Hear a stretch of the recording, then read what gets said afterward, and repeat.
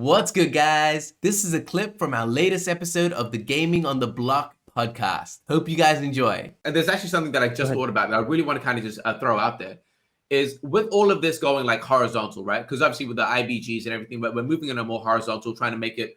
And it sounds like everything that we're kind of saying is like, all right, the developers need to do this, the developers need to do this, and like have this foresight, long-term vision. It seems like this new genre of game, this new genre of studio essentially needs to be built and thought about from the ground up. Like it can't be a thing that's added on later. With saying that, it seems, in my opinion, it seems that Illuvium is the only studio, thanks to Aaron, in big part, who's planned it out in this way, where we are building it from the ground up. So if this is actually going to be the future and how we move forward, what is your take on all of the current studios, like what they're building? Because they're gonna have to redesign shit, start it from the start, or do you think they have a chance to kind of adapt? What do you guys think about that? Andrew, do you want to take that one first, and then we'll throw it Annie?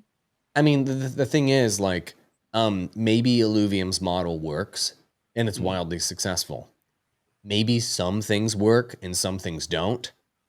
And maybe it all works and it's gangbuster. Like there's some spectrum of total failure to total success. So when there's a player that tries out something very, very new, everyone else is going to watch and see how they do.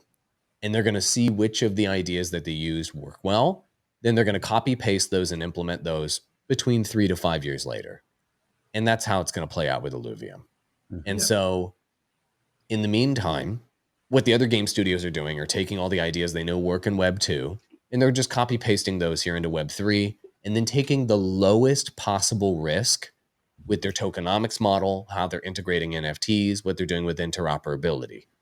And most of the games that are out right now, all of them actually, just made whatever game genre and game they could that they could just get out the door fast without giving any shits about the IP or the gameplay or anything. They just wanted to get it out fast to get out early to market.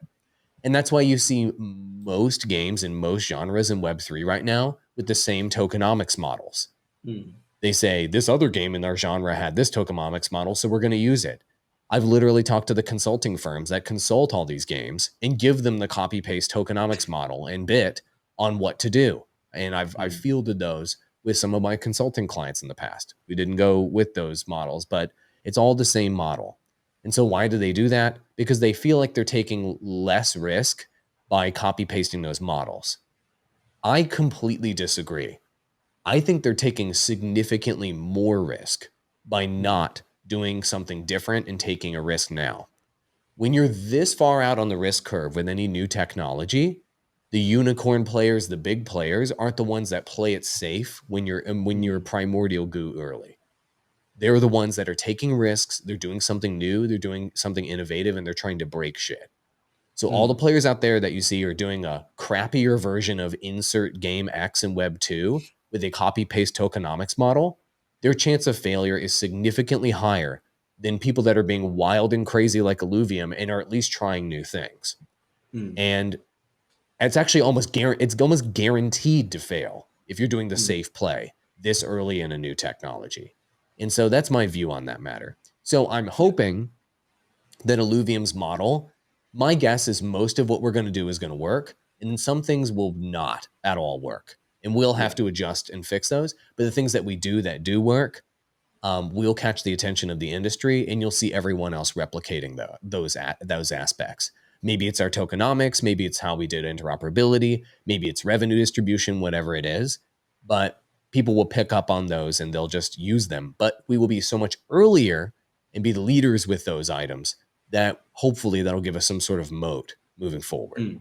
Thank you so much for watching. If you want to watch the full episode, click the link down below and head over to Annie Knows' channel. If you like this type of content, as always, like, subscribe, hit the notification button, and I'll catch you guys next time. Peace.